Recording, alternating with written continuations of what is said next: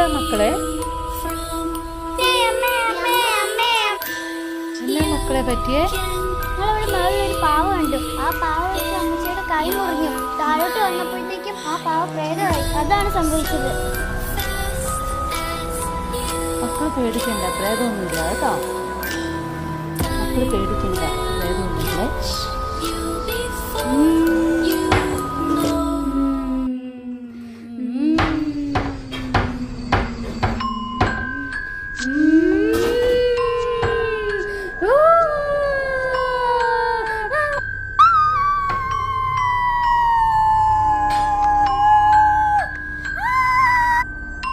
അമ്മ തമിഴ്നാട്ടിൽ പോയേക്കല്ലേ, പിന്നെ ഇവിടെ കണ്ട ആരാ?